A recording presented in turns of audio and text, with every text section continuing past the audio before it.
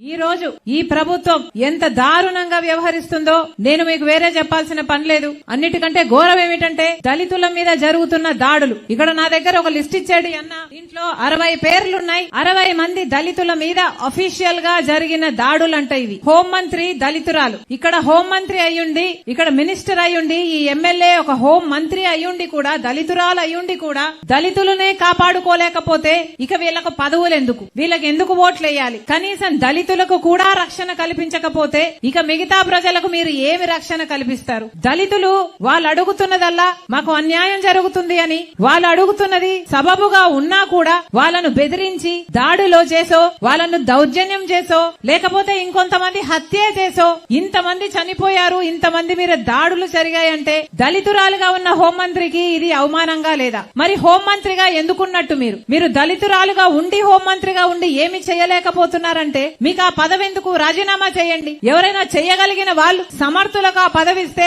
హోంమంత్రి, అది కూడా రక్షణ కల్పించాల్సిన హోం శాఖ, దళితురాలయ్యుండి దళితుల మీద జరుగుతున్న దాడులనే మీరు ఆపలేకపోతే ఇక మీ కంపిటెన్స్ ఏమిటి? మీరు ఎందుకున్నట్టు ఆ పదవిలో? రాజీనామా చేయొచ్చు కదా. చేయాలని డిమాండ్ చేస్తుంది కాంగ్రెస్ పార్టీ. రాజశేఖర రెడ్డికి బిడ్డల పట్ల ఎంత మమకారం ఉండేది. ఫీజు రీయింబర్స్మెంట్ రాజశేఖర రెడ్డి గారికి ఎంతో ప్రియమైన పథకం. ఫీజు రీయింబర్స్మెంట్ రాజశేఖర రెడ్డి గారు పెడితే ఎంతమంది బిడ్డలు డాక్టర్లు, ఇంజనీర్లు, ఎంబీఏలు, ఎంసీఏలు పైసా ఖర్చు లేకుండానే ప్రభుత్వమే పెట్టి చదివించారు. ఇప్పుడు ఆ పరిస్థితి లేదు. డాక్టర్ కైనా, ఇంజనీర్ అయినా, ఎంబీఏ, ఎంసీఏ కన్న తల్లిదండ్రులే అప్పో సొప్పో చేసి పెట్టుకోవాలి. తీరా అంతా చేశాక ఉద్యోగాలు వస్తున్నాయా అంటే ఉద్యోగాలు రావటం లేదు. జగనన్న గారు ఏమన్నారు? ఆ రోజు చంద్రబాబు గారు 7,000 ఉద్యోగాలతో డిఎస్సీ వేస్తే సిగ్గులేదా అని చంద్రబాబు గారిని తిట్టారు. నేను ముఖ్యమంత్రి అయినాక 25,000 ఉద్యోగాలు భర్తీ చేస్తా, మెగా డిఎస్సీ వేస్తానన్నాడు జగనన్న గారు. మరి జగనన్న గారిని అడుగుతున్నా, మెగా డిఎస్సీ ఏమైంది? ఇప్పుడు ఒక దగా డిఎస్సీ 6,000 ఉద్యోగాలతో ఒకటి రిలీజ్ చేశారు. మెగా డిఎస్సీ ఎక్కడ?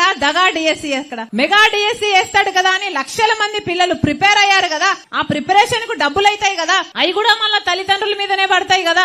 అంతమంది అంత టైం పెట్టి, అంత శ్రమ పెట్టి, అంత డబ్బులు పెట్టి ప్రిపేర్ అయినాక లక్షల మంది బిడ్డలకు ఇప్పుడు డిఎస్సీ లేదట. 6,000తో ఇప్పుడు చిన్న డిఎస్సీ వేశారు, దగా డిఎస్సీ. అది కూడా ఎప్పుడేస్తారు? ఈ ఉద్యోగాలు ఎప్పుడొస్తాయి? 6 నెలలు పడుతుంది ప్రక్రియ. ఎలక్షన్లేమో 2 నెలల్లో ఉంది. నోటిఫికేషన్లు ఇస్తే మాత్రం ఈ బిడ్డలకు ఉద్యోగాలు వస్తాయన్న గ్యారంటీ ఏముంది? రేపొచ్చే ప్రభుత్వం ఏమి చేస్తుందో? వీళ్ళైనా గాని బిడ్డలను దగా చేయడం కాకపోతే ప్రతి సంవత్సరము జనవరి 1న జాబ్ క్యాలెండర్ విడుదల చేస్తామన్నారు. ఎన్ని జనవరి 1లు అయిపోయాయి? మరి మీకు కనిపించలేదా జనవరి 1? సంక్రాంతి వస్తే మంచి మంచి బట్టలు వేసుకుని సంక్రాంతి పండుగ చేసుకుంటారే, మరి జాబ్ క్యాలెండర్ సంగతి ఏమైంది? కనీసము మన ఈ 5 ఏళ్లలో ఒక్కసారి కూడా గ్రూప్ 1 నోటిఫికేషన్ రాలేదు. అంటే ఆంధ్ర రాష్ట్ర బిడ్డలు ఎవరు గ్రూప్ 1 ఉద్యోగాలు చేయడానికి అర్హులు కారా? ఈ బిడ్డలకు ఉద్యోగాలు అవసరం లేదా? ఇక పాదయాత్రలు చేసినప్పుడు జగనన్న గారు ఎంత మంది అడిగితే అంతమంది షుగర్ ఫ్యాక్టరీ అంటే షుగర్ ఫ్యాక్టరీ తెరుస్తామని చెప్పాడు, ఉద్యోగాలు ఇస్తామన్నాడు. రెగ్యులరైజేషన్ కోసం ఎంత మంది వస్తే అంతమంది అవుట్ సోర్సింగ్ వాళ్లకు మాటలు ఇచ్చారు. మా ప్రభుత్వం వస్తే మీకు రెగ్యులరైజ్ చేస్తామన్నారు, పర్మనెంట్ చేస్తామన్నారు. ఎన్ని మాటలు ఇచ్చారు? ఒక్కటంటే ఒక్క మాట అయినా నిలబెట్టుకున్నారా? మరి ఇదేనా రాజశేఖర రెడ్డి గారి ఆశయాలను నిలబెట్టడం అంటే?